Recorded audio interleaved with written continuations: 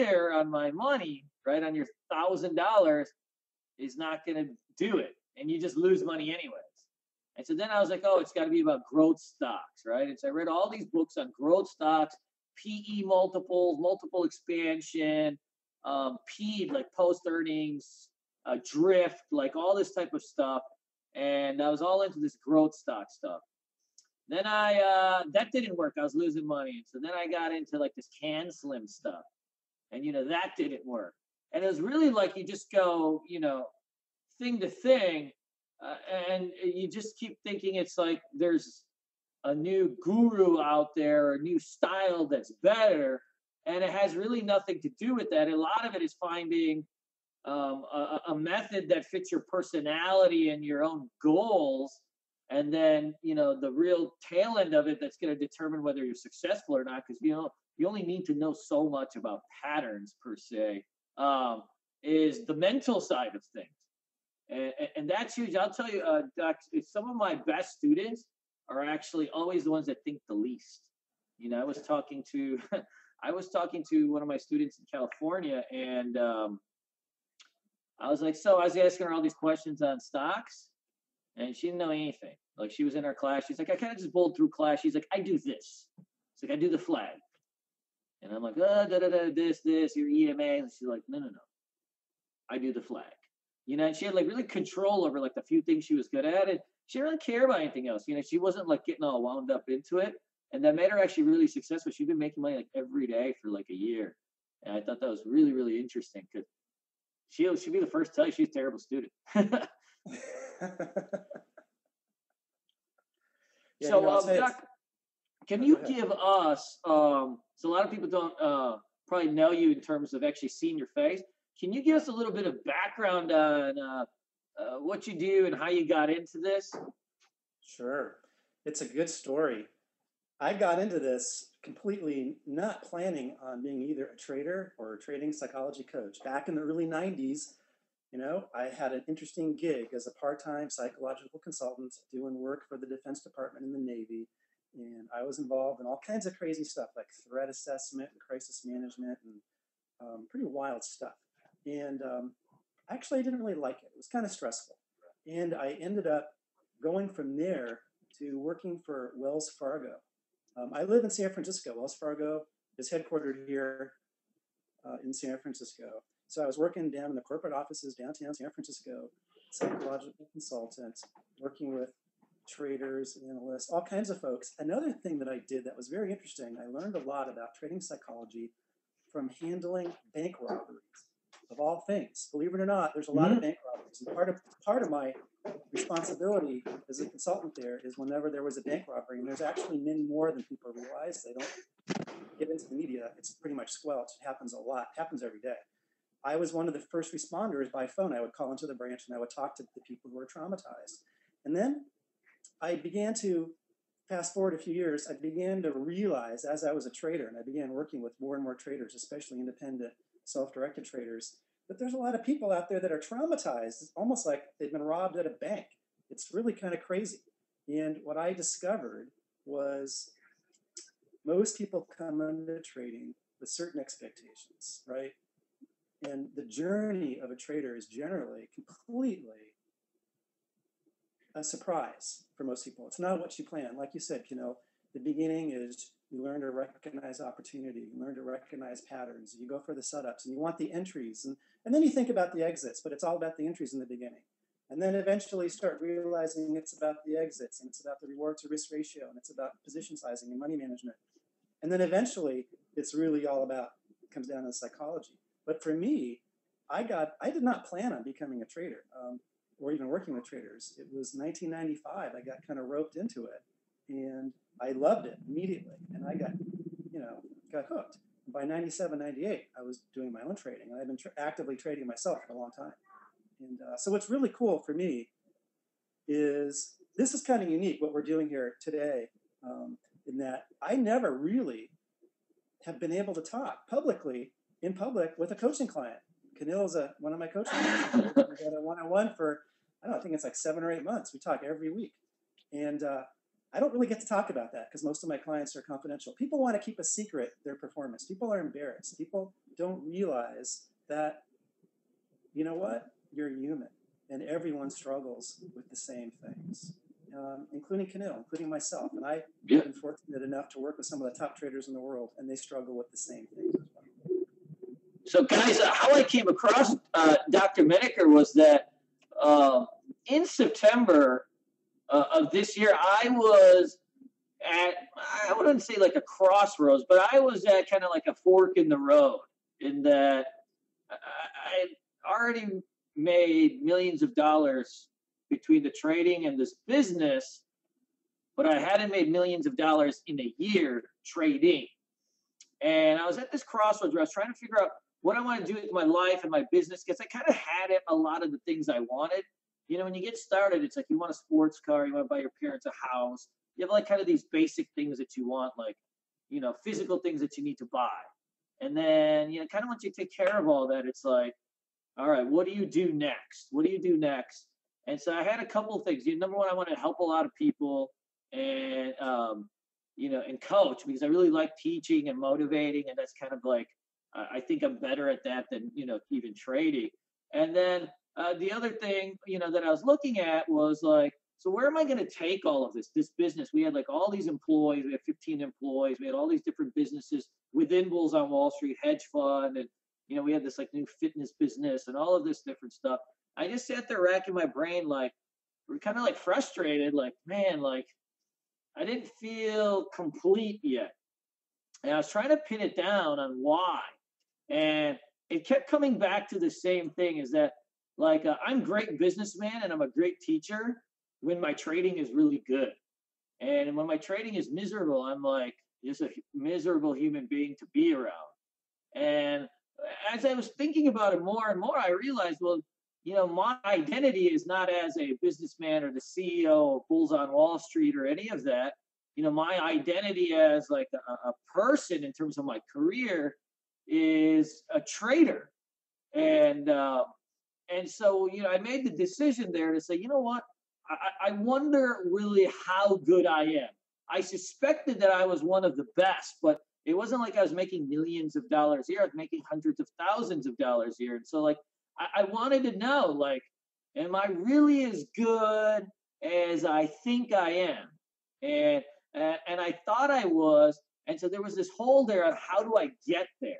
And one of the things that was happening to me was I've always traded kind of the same size account, and I do really well at that position sizing and that size account. I can kind of pick and choose how much money I want to make in a day depending on my mood and what I see. I can almost pinpoint it. But there's like kind of that level you just can't get past, and a lot of it's because, you know, I keep my account size and position sizing relatively small, so I stay aggressive. And I tried a couple times in the past to trade like a $200,000-$300,000 account, and I just mentally couldn't wrap my head around it, the size, because, you know, being from just Michigan and just so middle class, like, you know, something moves 10 cents and you have a $300,000 account, right? You're talking about it could be $1,000. And so it's like, you know, that was impacting me, like the ups and downs of like this one tick could be $1,000. And so like, and then I'm not trading the chart, I'm trading the P&L. And so I couldn't get around how I was going to get to the next level to be like a multi-million-dollar trader. And so I tried to read all these trading psychology books to help me with my size. And so I picked up the Dr. Steenberger book, and it was pretty good, but I couldn't get through it all because I'm just a bad reader. And I was online and I was Googling some of your stuff, and you had some like PDF type stuff or some courses and all of this stuff. And so I got them and I was like, fuck, like it's going to take more than just reading and knowing it. Like this is really intense because I have to read it and know it and then apply it. And so what I figured I would do was I said, you know, this material is really good. I'm just going to call Dr. Menaker and see if he will basically recite me his books, his knowledge and all that stuff, you know, into me so I can listen, and he would work with me. And so I called him, and Dr. Menaker had mentioned, you know, he's pretty selective on who he works with. So he was like kind of testing me for like my commitment, it would seem, to make sure that I was serious. And I was like, and I was testing him because I had already talked to a bunch of other trading psychologists that are like super famous and have like just great books. And they were all kind of giving me the same spiel of like, oh yeah, like, we got to do this and this. And they were like really trying to sell it. And Dr. Menaker was asking me very probing questions on my background and how everything and he was like weaving a story. And then he was like, I can help you with some of this that you're having with your position sizing and sometimes the over trading and all that. And so we have been working together twice a week since September, I believe. Yeah. Many hours together. Yeah. A lot of hours together. And we built a great relationship. He was at our company business meeting in Mexico to see my kind of vision of the company and where I was taking it. I wanted him to be there. And so we've had a really good relationship. And it's interesting because the stuff he works on with me is the stuff that all of you guys go through too. I too, even after all these years trading, I have the itch to overtrade. And after all these years, like if I am up $2,000 and I lose 500, I get really freaked out and I start making mistakes because I need to get back to the 2,000. You're right. You're trading your P&L at that point. All those things that you guys go through, I go through too. It just happens to be that after this many years and then working with Dr. Menaker, it's like instead of it happening every day, it happens 3 times a month. And, that's really one of the things that he's been teaching me. But Mr. Menaker, you can kind of get into that. And you can use me as an example if you want. Yeah, sure. I mean, let's just dive into that, to the give back you just talked about. Knil is a great trader. Knil knows how to make money. And, frankly, there's a lot of traders that know how to make money, but the difference is who can keep the money, right? That's the real deal. So the give back, here's something I want to share with everybody. This is something I've seen across the board, depending upon, it doesn't really matter if you're a big trader, a small trader, professional trader, independent retail trader. But what happens to everybody is that if you're in a profit situation, you've made money, whether it's intraday or across days or weeks, you're on a good run, whatever it is. When people start to give them the money back, there's a certain threshold that gets crossed. And I've sort of seen over the years, I've been doing this for 19 years, that when people, it's different for different people, but roughly for the majority of people, when you get to about 50% level of giving the money back that you've just made on your nice run, at that point, people tend to, for lack of a better clinical term, they freak out and they become very irrational and they start to trade very, very differently at that point. They unravel. They end up giving that last 50% back very, very quickly. So I can't tell you how many traders I've talked to over the years, probably hundreds, who've reported the same thing. They can make money for periods of time and then they give it back really quickly, or a big chunk of it really quickly. So I'm also like that. So we have statistics for me personally, and Dr. Menaker reminds me about this every day. So if I'm like between 0 to 1,000 and I give it back, nothing really happens because I don't consider my day really even a success, right, at those ratios. And that's kind of just the margin of error between the size I trade and the stocks.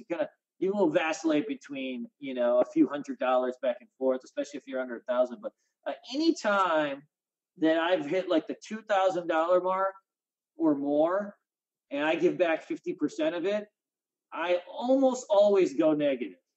Yep.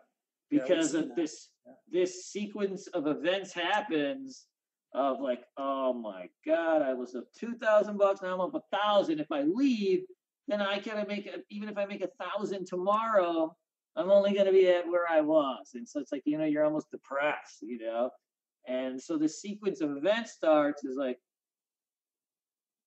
one bad trade, right? One bad tick, and then now all of a sudden your sizing and everything is out the window, and you got to get back to that 2,000. And for me, it was like I would rather almost hit my max loss of 2,000 and try to go for it because I'd be so upset with myself. And that's one of the reasons that I actually originally contacted Dr. Menaker was that I had probably in August one of my hottest months ever, and not in terms of dollar amounts made, but like I was profitable like every day. And I was up in August like $3,000-4,000, like every day at some point. I wasn't finishing with that, but I was hot, and so that masks a lot of bad habits. The market was really easy that month too, and so in September I wanted to beat my August number because I was feeling really good. And so now all of a sudden, like if you're up $2,000, $3,000, $4,000, you needed five, six, $7,000. And it's not literally linear like that. You don't just double your profits because you Yeah. want to. There's a process there. And so I was going up like $2,000, $3,000 every day in the morning, the first hour of the day.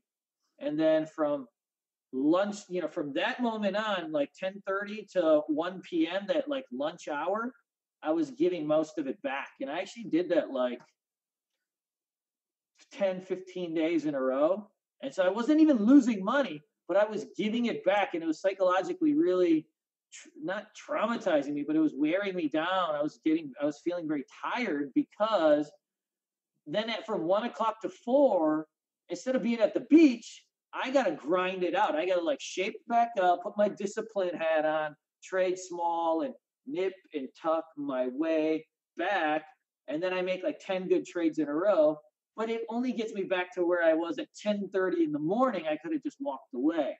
And so when I came to Dr. Menaker, increasing my trade size was foremost in terms of me trying to become a multi-million-dollar trader. But then I was going through this other thing that just was like a recent thing that just popped out of the blue. And, everything we worked on in the beginning was like not about ever trading more size. We took months before we even tried to even look at that. It was about stopping those give backs. Those give backs are evil. They make you evil person. They really do. Yeah, it's like the bad Canil comes out, the other part of you. But the thing is, this is something that all traders face. And what I want people to understand is that regardless of what type of trader you are, how experienced you are, everybody experiences the give back. And so you have to have a plan for it. You have to recognize when you start that give back cycle. Like for Canil, we know that 50%, right? But if it's only on $1,000, it doesn't really count. If it's on 2,000 or more, it does. So everyone's different. And like Canil was saying earlier, a lot of traders will spend time studying patterns in the market, patterns on the chart. Pattern recognition is key for many intraday traders. But what people have to understand is there's other patterns to pay attention to. Your P&L patterns, your emotional patterns, your thought patterns. Those are patterns that are equally as important. And when you pay attention to those, you can begin to see the early warning signs of a give back. And you can sort of, hopefully, there's different things you can do. You can step away, you can get flat, you can reduce your size. We've done some interesting things with software for Canil as well, sort of programmatically stuff, but there's a lot of things you can do. There's a lot of stuff you can do. And the idea is that if you don't do anything, you're going to continue to give the money back. And you have to have a plan in place. You have to have a strategy to deal with it. The other thing I want to talk about too, you mentioned how kind of that feeling of like, riding that trade tick by tick, each tick in our favor makes us feel better. Every tick against us is like, it feels like a personal assault. It feels like the market's trying to take my money away.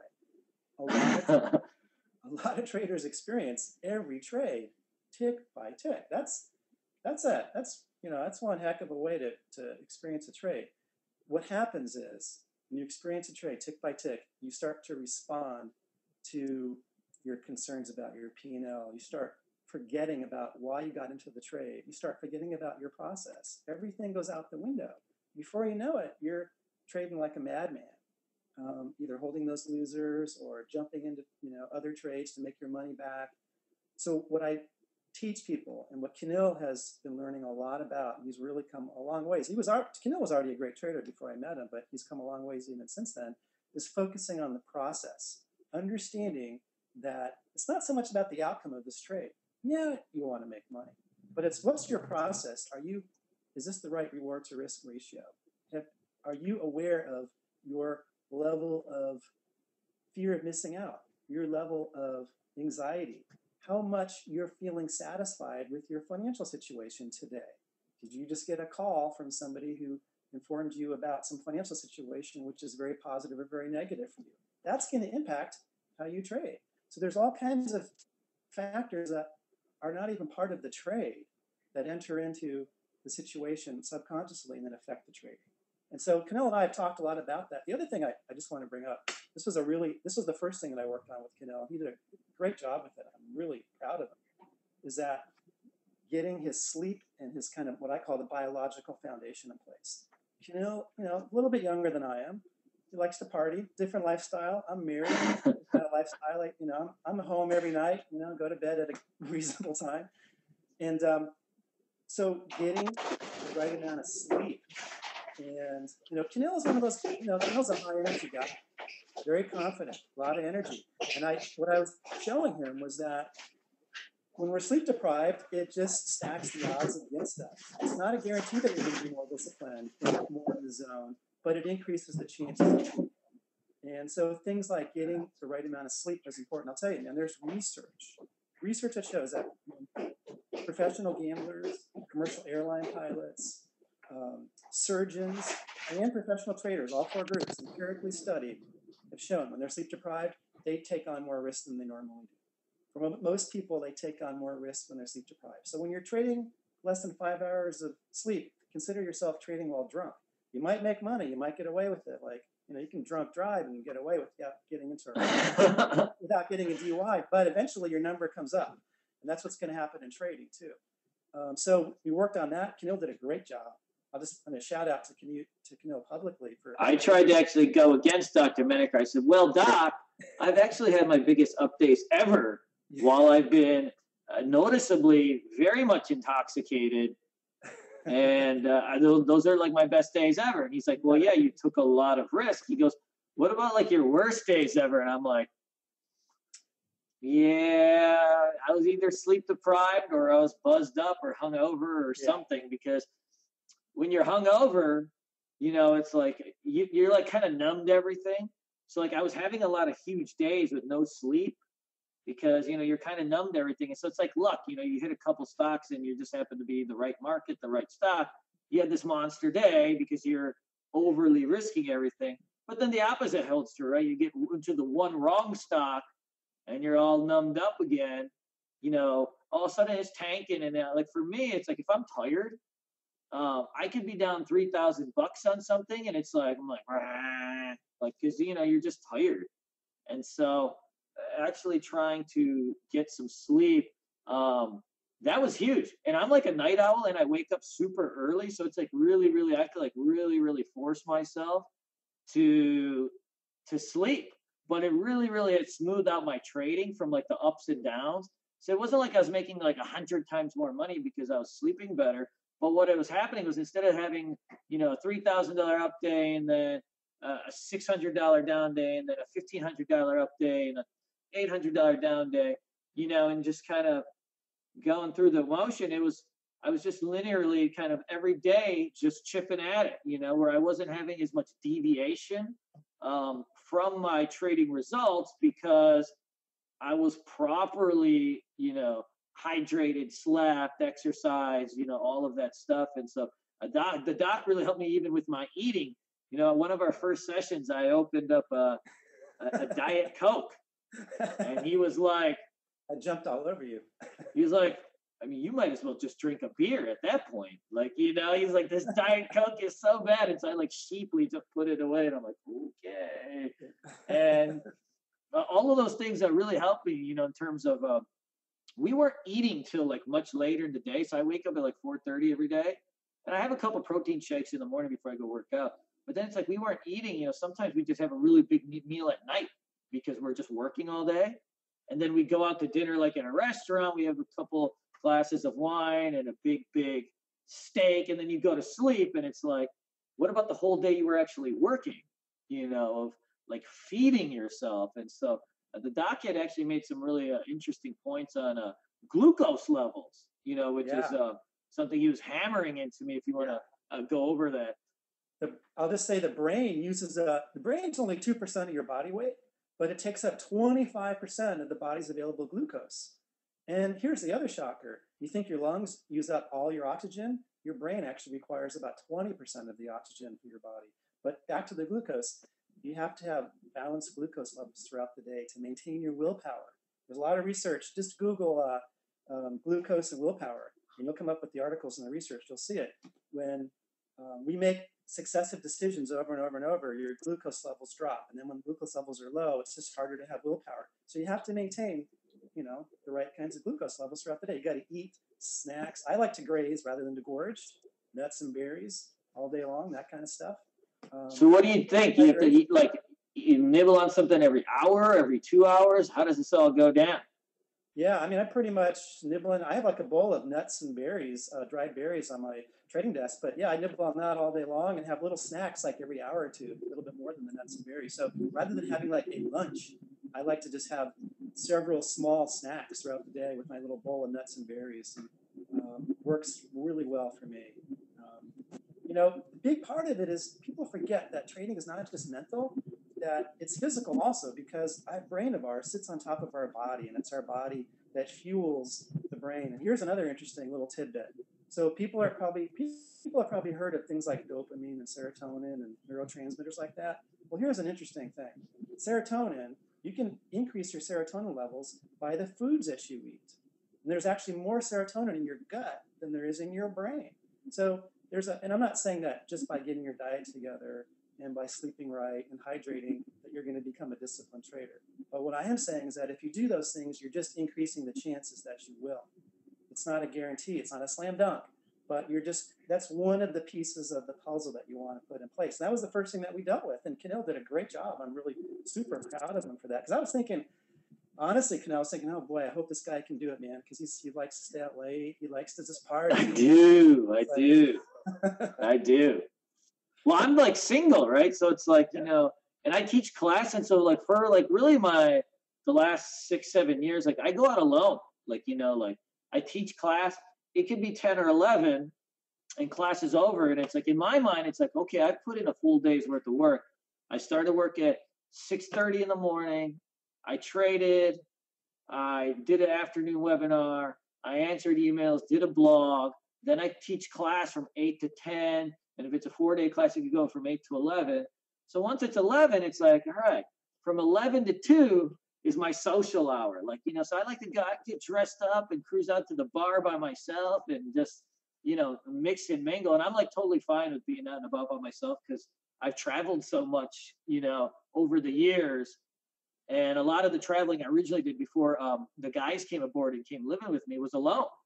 I was always alone. And so I was always working it alone and just, working the room and stuff like that. So I love doing that. It's like a Tuesday night is like, that's like my type of night to go out. That's when the creepers go out, It's like I never go out on the weekend. It's always like a Tuesday or a Wednesday or something, And so toning that down was like, that was hard. That was very, very hard.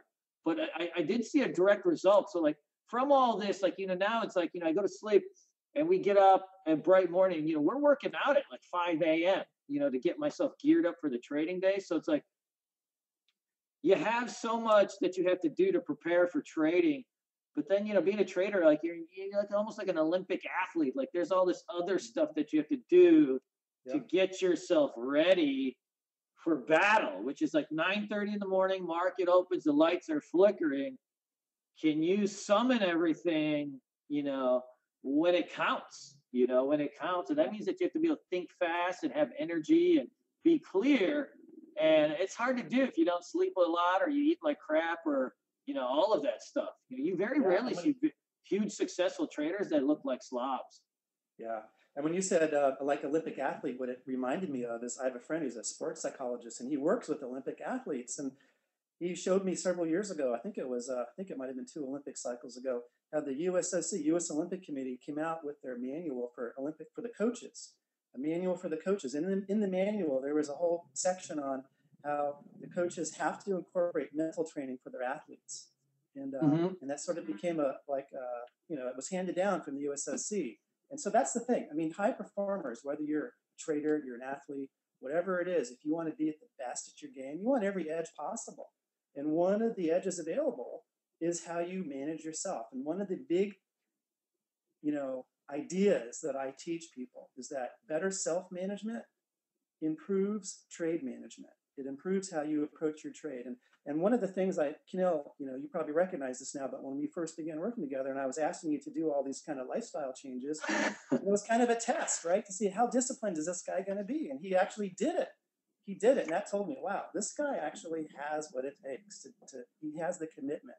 Well, that's really huge, right? Because it's like, I get like, I've taught last year 20,000 different students. And so, I get everybody's sob story of, oh, I need to make money. I want to do this for my kids. I want to do this for my wife. And I believe them because I believe that everybody does want to have a better situation for themselves and their family. That's like a natural evolutionary thing to do, you know, a maternal, paternal type of thing. Everybody has that drive. But then it's like, how bad do you really, really want it? Yeah. And most people, even the people with the most direst of circumstances, they don't want it that bad, you know, because a lot of times I believe success or actually having to deal with the success or what happens if it comes scares people off because now your lifestyle changes, you Yeah. know, of not like how much money you have, but like now it's like you got to really work. You're responsible for a lot of production. You're responsible for a lot of discipline and you got to want it. Like, you know, even our company, it's like, you know, we tell everybody, it's like, I go, yeah, anytime somebody says, you want to be the boss? Do you want to be the CEO? And they always smile at me and they're like, not even if you pay me. You know, Yeah. I mean, you're nobody right. really wants it.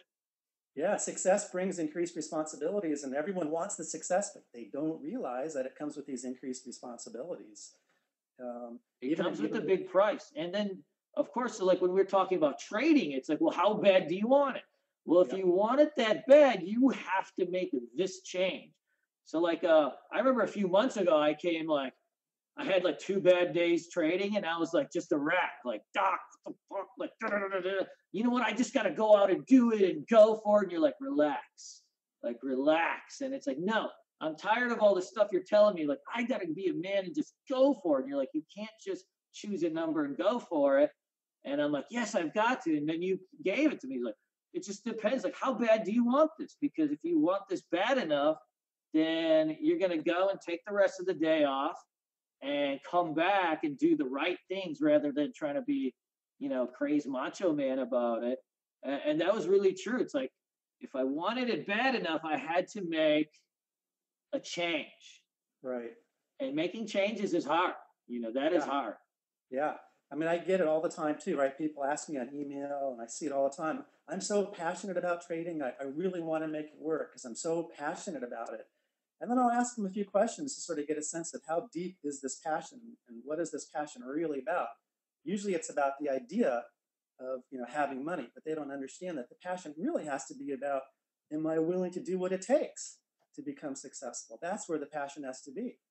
Um, yeah, So let me ask you something. If somebody knows that they have to make a couple changes, whether it's, you know, a physical thing, a mental thing, a habit thing, I mean, what are some ways that you start this process? yeah. Because Well, that's where do you start, right? You yeah. know, I mean, the first thing, you can't just say I'm going to do it. yeah. Well, I'll tell you. I mean, ultimately, the most important thing for me as a coach is I want to get to know who the person is, right? So I got to understand their strengths, their weaknesses, and then I kind of then we together we have a conversation about, well, let's look at your strengths because the best thing we can do is to leverage those.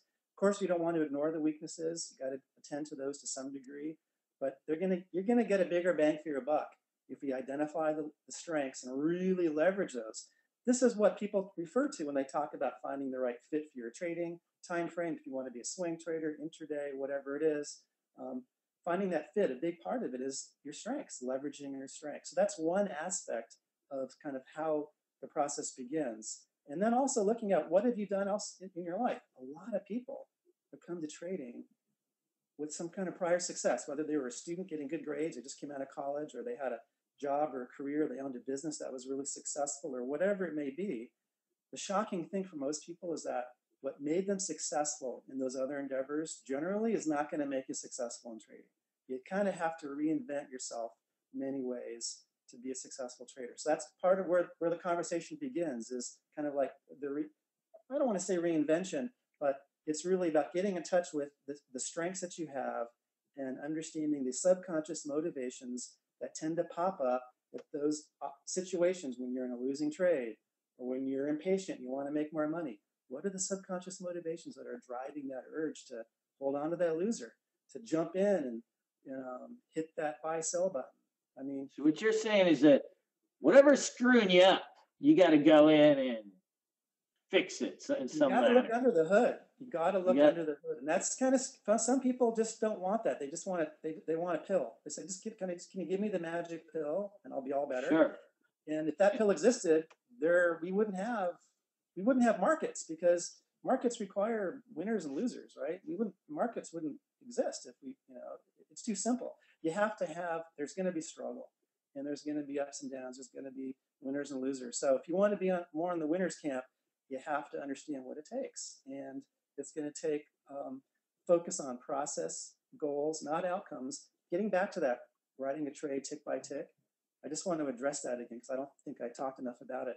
A lot of traders, you get into that trade, whether especially if your last trade was a losing trade, you're really nervous on the next trade, and you're writing it every tick. It's like, oh my God, it may not work. It's like, oh, I don't know. What should I do with this trade? What should I do with this trade? And you're in a dilemma, right? Everyone finds themselves in a dilemma when they're in a winning trade right after a loser, because you want to make the money back. You're afraid to fall for that banana in the tailpipe trick again. You don't want the unrealized gains to disappear. So some people get tempted to want to lock in that profit. And yeah, there's a natural dilemma. Do you hold on to this trade? You hold on to it and you risk it coming back to your entry and you don't make any money? Do you get out and then risk it going on to your reward area, to your target, and you're not there? What do you do? So the idea is understanding how you're going to feel in the future. This is something that Kenil and I have been talking about lately, and I do a lot with my clients, is not just how you're feeling now, but how you're going to feel in the future. Because that's a lot of what we're kind of how we manage ourselves. People don't realize it. A lot of traders, especially the impulsive traders, who overtrade, and I can't, you've probably seen a lot of this, Kenil, because I know you monitor. I'm an overtrader. Yeah, you're an overtrader. I'm an impulsive overtrader by nature, always have been. You are, but you're not as bad as, you know what I'm talking about. You've seen people, right, who they just can't help themselves. They're just jumping in. I can control it now, but it's still inside me all the time. I know, and it comes out all the time. It's like, it's burrowed in me, and I sense it all the time, with some of the stuff that you've taught me of like writing it down, or like, hey, like, the giddy factor. So the doc calls it the giddy factor. Like, if you guys see me in the chat room, remember, you ever see me turn up that music really loud? I start the fist pumping, and that's like the giddy factor. That usually means I'm about to let it loose, and that means big size, a lot of positions. And I always got to reel myself back a little bit. I got to reel myself back, because it's like, when you see me, like if I put on share, if I could turn back time, that's a giddy factor for me. I love that damn song. Love it. And so when I put it on, I'm so like inspired that, I really want to make a big trade. And that impulsiveness is like, it's always with me. And that's like, I'm always having to make myself aware of it and make sure, like, all right, is this actually a good trade?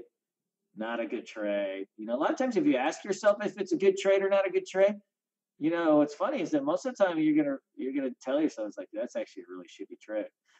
Like, if you actually take the time to ask, because you think about making 100 trades in a day, but you might only take 5 or 6, right? So most of the ones you're discarding it essentially because they suck.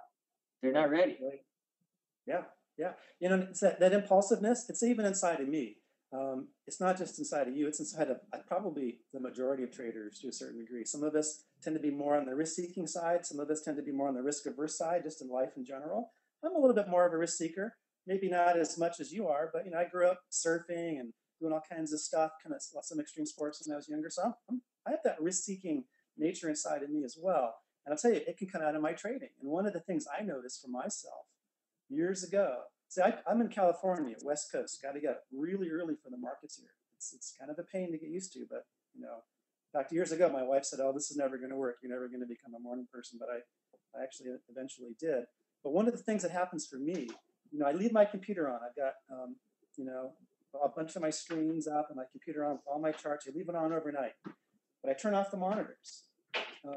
And so when I get up in the morning, I have a home office. When I get up in the morning, sometimes I'm tempted to come in and flip on my monitors to see what the overnight futures markets are doing. Yes, oh boy, it's nuts. And I know that if I flip on my monitors before I head to the kitchen and make myself a little cup of green tea and do some breathing and stretching, kind of just get into alignment with myself, if I start peeking at the market before that, that's one of my indicators. That's one of my personal kind of, this is probably the morning where if I'm not careful, I can get into some impulsive trades. So that's one of the things I look for myself. So each one of us, we have personal indicators, personal tells that you want to look for. I mean, I have a good friend of mine who's a trader. He used to be a professional poker player a long time ago. He played poker on the tables before online poker was big. And I asked him, I said, so what's the real edge in poker? If you got a table of a bunch of good poker players, they're all good, and everyone's got the statistics and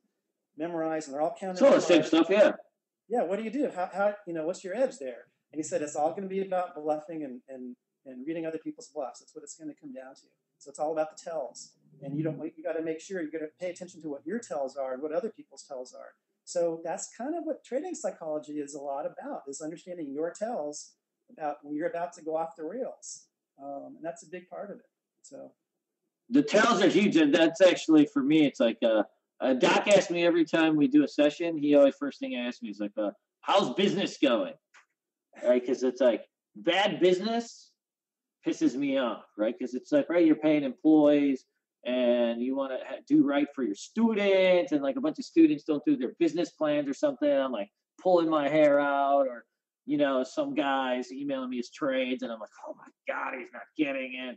And like, all these things about the business, they impact, that's 90% of what I do during the day. So he always asks me how my business is. And almost any time business is bothering me, or right, business is like, it's not where I want it. Like, I always want to perfect everything. The business, it's my thing. Like from our website, the colors, everything, I chose it, right? And so it's like, I'm very acutely involved in everything. And so if something is weighing on me about the business, or even an employee, or it could be a student that tells me off, or anything like that, it weighs on me. And that directly almost always means that my trading is going to be a little bit off.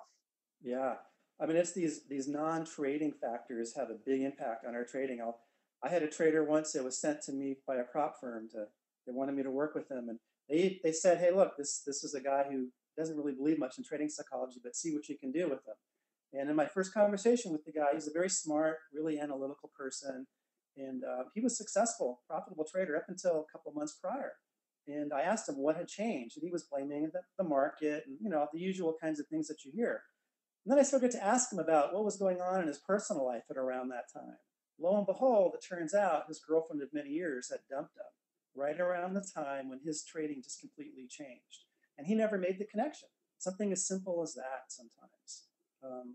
So what do you do? So you got personal problems. All people got problems, Doc. Right? We can't stop trading necessarily. Sometimes we have to, but sure. So what do you do? So there's a couple things. So sometimes there might be moments or periods of time when if the personal problems are too much, you may have to either take a break or get help. Or if you think you can manage the personal problems, then you need to have a plan to manage those personal problems, which should include understanding and paying attention to your level of anxiety and emotion and fear and whatever other feelings you have when you're trading, because you have to look for those feelings that are going to creep into your trading before you realize it. You're going to be doing stuff that you promised yourself you're not going to do. So what it comes down to is you have to learn to accept that, stuff outside of my trading is going to affect me. I know, for instance, I'll give you an example for me. Here's one little practical thing. So the way my trading office is configured, where I'm sitting right now, is right off the living room of my house. And so I've got a teenage daughter. And when she's often in the morning getting ready for school, she waits till the last second, right? And so I can hear my wife out in the living room talking with her, and there's tension because they're trying to make sure she's not late for school. And I can feel the tension, hear the tension, the voices are getting raised, and it gets me like riled up because it's like, why is she going to be late for school again? This is ridiculous. So I have to get up and I slam the door, and then I'm all riled up, and I've learned over the years we can't do that. So I start my trading with the door closed. My daughter gets ready for school out away from my office. So we have to kind of remove that situation. That's just one little example. Sure. So let's open this thing up to questions and kind of wrap this thing up. And we'll do this a little bit more, every couple of weeks or once a month or so, and make sure we get you back on. Hey, Doc, will you explain a little bit about on your website? You have the courses. What is inside your course? Because I know I work with you twice a week, but I've actually not. Yeah. I looked at what was in your course, and I realized I'm not a good reader, and so I went. But obviously, not everybody's going to be able to pay you. Right. So I can only take on so many coaching clients at a time. So I have the self-paced course. It's about 8 hours of video, 2 PDF workbooks with a lot of practical, about 40 or 50 practical techniques and exercises that you do while you're trading and outside of trading. And it's designed to help improve performance. And it's something that I've been offering now for several years. And I get a lot of great feedback from it. It's something that I put out there because I can't coach as many people as I'd like to coach. So sure. And less expensive. Every boot camp we've done since September, Dr. Menaker does a webinar for our students, and he goes over kind of some of the basic stuff of, I noticed that a lot of students, when they're on the simulator, they can make $5,000, $10,000, $15,000 a month. They know how to trade, and then they go live, and it's like it all falls apart. So Dr. Menaker's been kind enough to do webinars on transitioning from sim to live, which is really, it's a really, really tough transition, tougher than most people think, especially because most people that are smart and they understand patterns, they kill it on the simulator. I mean, they just kill it. Even trading small size, you'll see them of $5,000-$6,000 a week. Like here at the simulator, we simulate the guys with like $10,000-$20,000 accounts or whatever, and they just kill it. And then they go live, and it's like, because they're smart, successful people, and they just killed it on the simulator, there's a lot of expectation and pressure behind it. It's like right off the bat, it's my first day trading. I'm going to make $1,000 today. I'm going to make $5,000 this week. I'm going to quit my job on Monday and retire in 6 months. It's like, they have it all planned out already before they even make that first trade. And there is a huge disconnect there. We saw it in our hedge fund. We monitor all these traders, and it's like, I always compare their simulator results, and then I'm like, I see their first couple of weeks, and it's like, and it's like, you can never really totally, you're never just going to match your simulator results when you go live. But even if you keep it, within a 20%, ratio, you're going to be good to go. It's just, there's a disconnect because you're trading your expectations and you've planned a lot of things out and you put a lot of time in. And I will save that for another day, but that's a really, really important thing that you got a game plan around. Let's open up this for a couple questions. I noticed that somebody had asked about, Sergio was asking about Dr. Menaker. Do you know about Psycho-Cybernetics by Dr. Maxwell Maltz? I do know that. And what I would say is that positive thinking, I kind of put that in the camp of positive thinking is wonderful. Positive thinking is necessary. But what I have seen with myself, that it's not sufficient by itself. It's great, and I think we all have to have a positive vision for the future, and we do create our realities. However, when you're in the heat of the moment, when you're writing that trade tick by tick, all the stuff that Maxwell Maltz has written is not going to help you. You're still going to feel the pain of loss, and so you have to have additional strategies besides that to help you through the correct points of trade. A couple of people asked about this chili is like a 10-hour thing, but we'll try to get you a quick answer that you can use today. A couple of people had asked about fear of missing out trades because they think that's why they overtrade. So just missing the opportunities, it hurts more than even losses. And I feel this a lot. It's like if I miss a stock that's on my watch list, it hurts more than it does if I lost $1,000 trading it. Like it's like, because you think you would have traded it so perfectly. It's like, it went up $8, and even though most likely you probably would have taken 50 cents out of it, it's like all you can think about is it went up $8, and it pisses you off. So how do you get over that? The FOMO. FOMO. First thing I'm going to say is there's the good news and the bad news. The bad news first. The bad news is that FOMO really never goes away, and the reason is that the market's in constant motion, and there's always opportunity, and there's no way you're going to catch every single opportunity. So there'll always be some amount of FOMO. The good news is that you need to if you can recognize, this is what Kenil and I work on, and he's made great strides in this. If you can begin to recognize the urges and the feelings that are the early warning tell, like back in poker, when is that indicator for you, your personal indicator, showing up that the FOMO is beginning?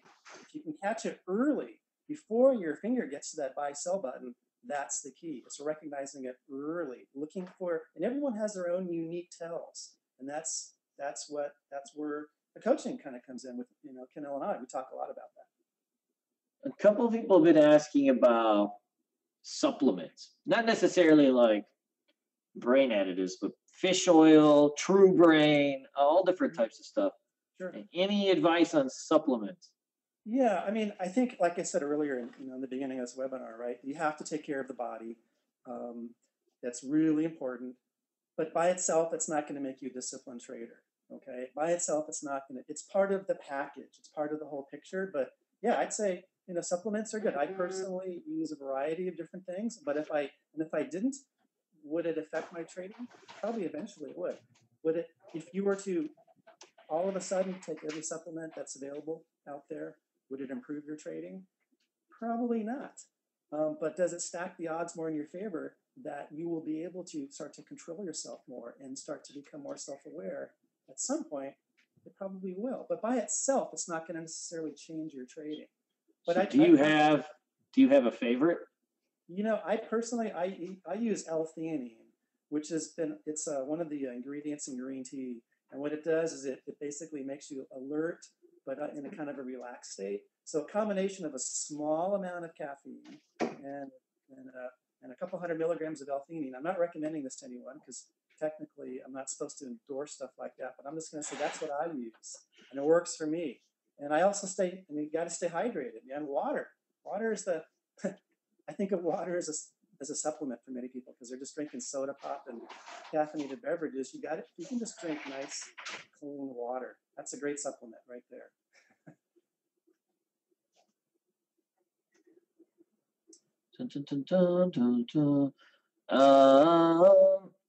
So David's asking if you have any unexpected or unavoidable stresses in life, but you are starting to get it after a few years, the trading thing.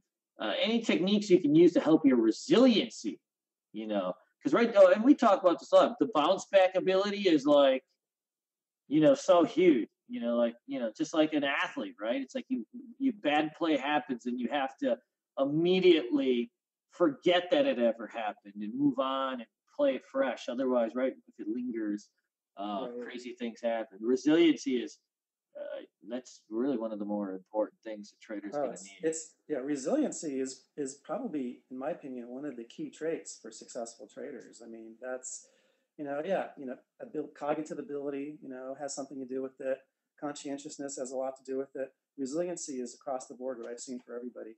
So to answer this person's question, I think they're asking about experiencing previous stressors, and now they're kind of getting it, and they're wondering about how they can kind of make sure that they continue to get it and not go backwards. So what I would say is, I don't know anything about these stressors they're speaking of, but what I would say is that you want to be on the lookout for anything that might show up that resembles or has certain dynamics in common with those previous stressors. If something like that shows up again, you need to have a plan to deal with that. Because if you don't, you will, it's going to show up in your trading. And it shows up in our trading in an amplified way. Cool. Doc, any feedback on brainwave sound technology to help focus? Yeah, binaural beats they're probably asking about. So I played around with that over the years for many, many years. And there's a lot of interesting research going on with that. And again, does it make you more disciplined? I don't know. I can tell you this. I think there's something about improving awareness and a sense of calmness. But does it improve discipline? I don't know. It's hard to say. I mean, I've tried a lot of different things. I'm personally, I use biofeedback N-Wave. I know I've gotten Kenil into using an N-Wave heart rate variability monitor. Every day you ask me if I use it. Yeah, exactly. So there's a lot of different things you can do to affect your brain. You don't have to necessarily take, supplements, or, you could just simple breath control, breathing techniques can have a huge impact on your brain.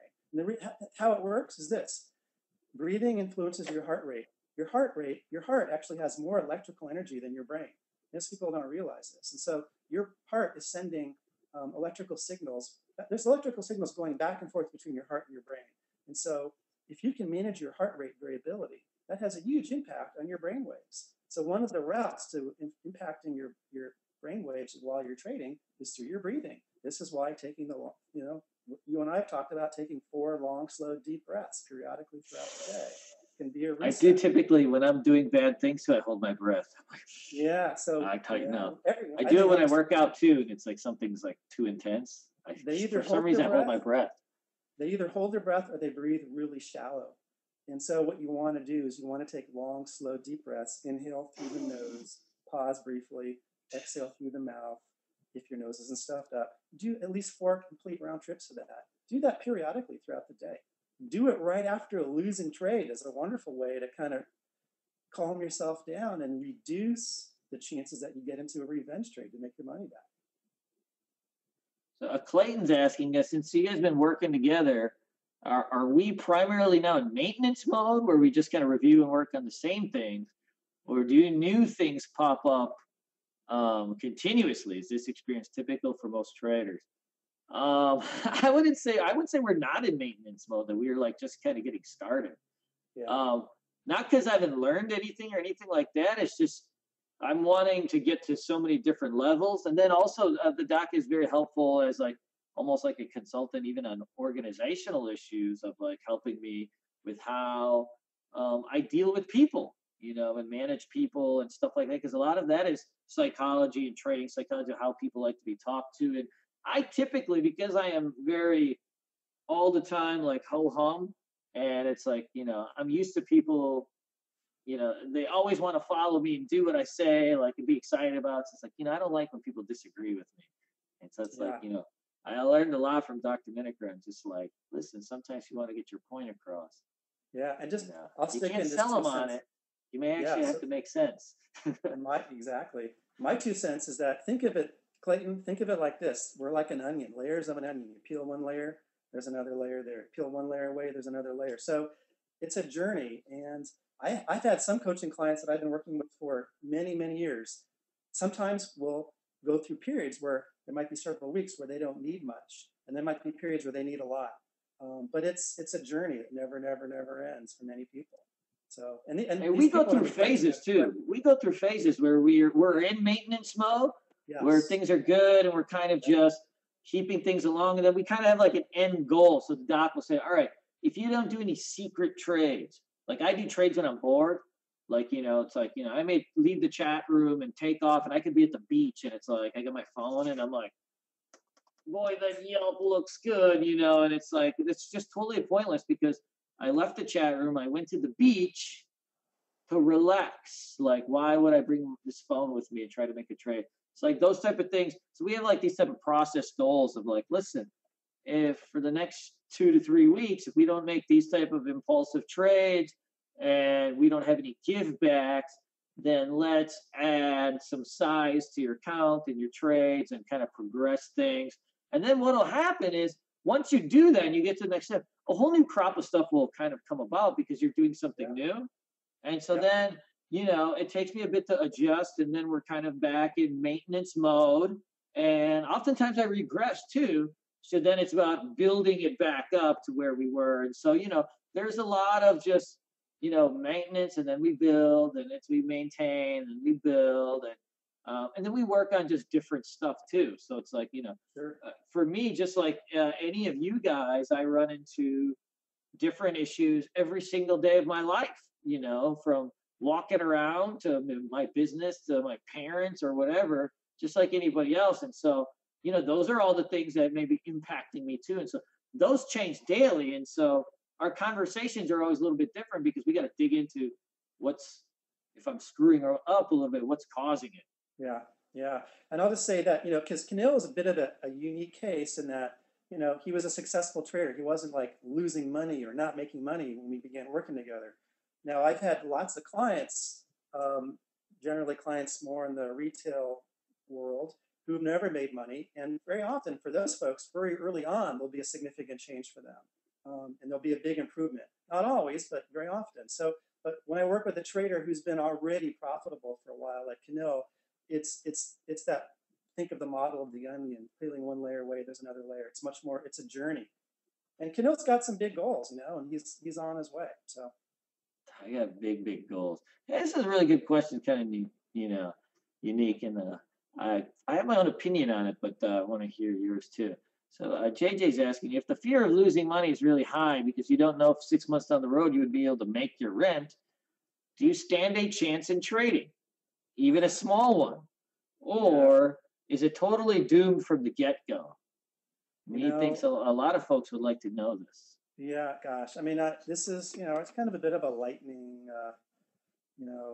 bit of a controversial topic. But what I'm going to say is many traders are undercapitalized. And if you're trading for the rent money, for the mortgage money, it puts an incredible extra amount of pressure. Trading already has pressure, but if you're undercapitalized, it puts additional pressure. So I think it's hard.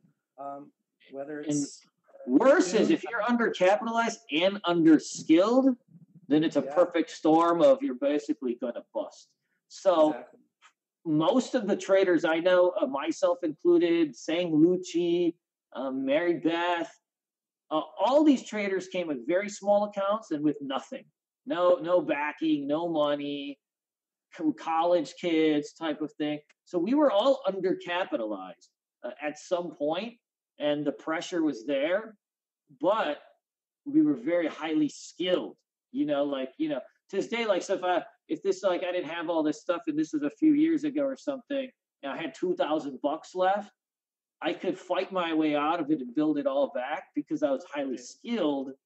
But to get to that point, right, you have to have experience, and mentors. Not just highly skilled, because I know all you guys. I know Sang Lucci and Mary Beth too. And you guys weren't just highly skilled, but you guys were focused, and you guys are willing to do whatever it takes to succeed. It's the other factor that you guys have. And so, JJ, there is a subset of people, just like in any business, right, that are like those, just, you see them and you're like, that's the guy, like they just have it. They have it because they're so focused and hardworking and they're so resilient. Most people are not like that. They say they are, or they can be, that they're tough, but really when the chips are down and you have everything fighting against you, it's hard to be positive. I mean, it is. I myself, to this day, I'll beat myself about the smallest things. Like sometimes it's hard to be positive and keep it together. Sometimes it's a perfect storm of just circumstance, a little bit of luck.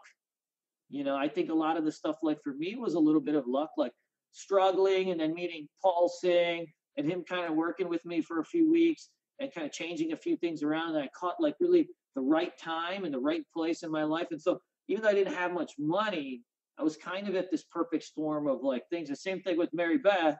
She only had $10,000 and she had all these bills and no job and nothing. But right, there's a perfect storm. Like she had me and she had some money and she had great parents that were coming on, where she could go eat food at. And so it was like she needed money, but it was not like she was going to be hungry. Perfect storm. And we were right at the start of a bull market, 2009. Like, what an awesome time to start your $10,000 account. The spring of 2009. Like, anybody could have turned that into $1 million. Wow, that's an amazing time to start. Gee. Right. So it's like, there's always these exceptions. And sometimes we do have to take in the account of there's always a little bit of luck, too, of circumstance, of being in the right place at the right time. It's happened to me numerous times in my life where I was in the right space at the right time, and I saw an opportunity, and I was aware enough to take it, but I still had to be there. So there is a little luck. Yeah, very true. All right, just a couple more questions, and we'll get you out of here. I know you got family and all this type of stuff. Dun, dun, dun, dun. Actually, my daughter's in Nicaragua right now. She comes on tonight on a red eye. Oh. Boom, boom, boom, boom. This is an interesting question. Rashad is a very intuitive person. So I'm not surprised he would ask this because he's always trying to figure things out. So Rashad's talking about in terms of mindset. Do you notice that certain personality types are good fit for day trading and certain personality types are just comparable?